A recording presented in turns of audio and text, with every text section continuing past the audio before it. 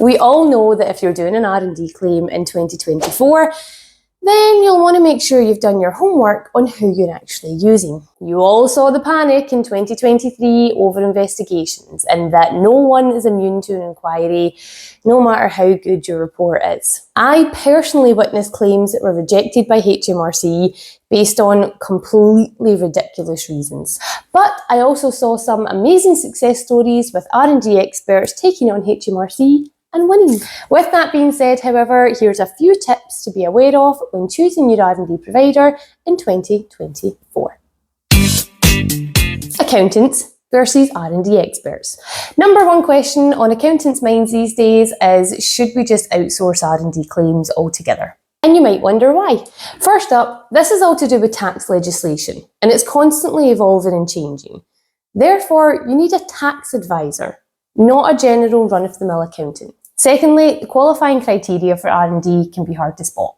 So accountants miss it all the time, which can lead to then some pretty clients. Third up, the workload has changed. So accountants now need to write up technical reports as well as submit additional information forms. Way more work than before. And finally, if one of their clients was investigated, it could take years to go through the inquiry and can be really costly, which again sucks for the client and the accountant. If you ask Google which R&D company is the best, the answer you're going to get is whichever company pays the most in Google Ads. Let me burst your bubble.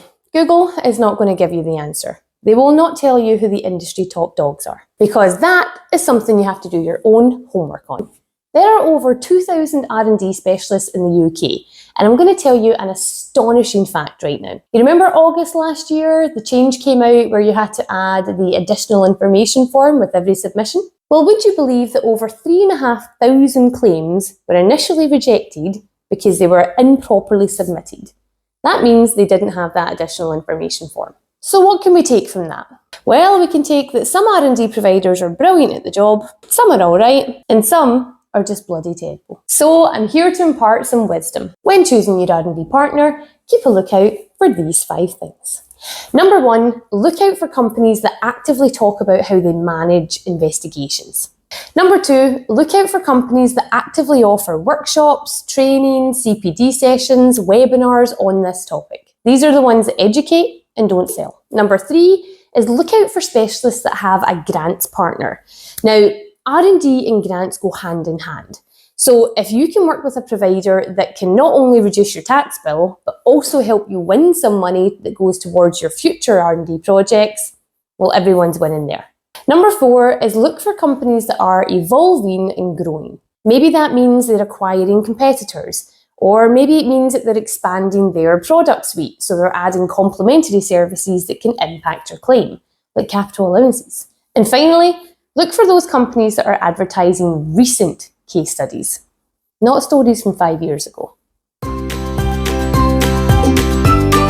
Now, something you might be thinking is, Karen, the partner I use right now does everything you're talking about, so I don't need to change. And if that's the case, brilliant. But if they're not, then it might be time to just see who else is out there.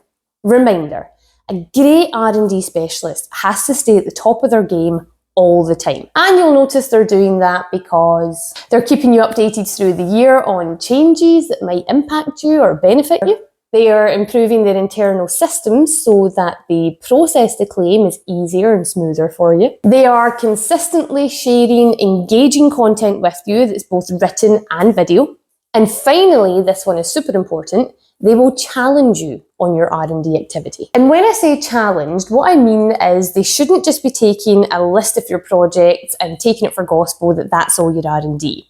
First of all, yes, they should be doing that and going through it with a fine-tooth comb, naturally. But second of all, they should be asking you about things like failed projects, government changes, industry setbacks, and how any of this might have impacted your project and your company.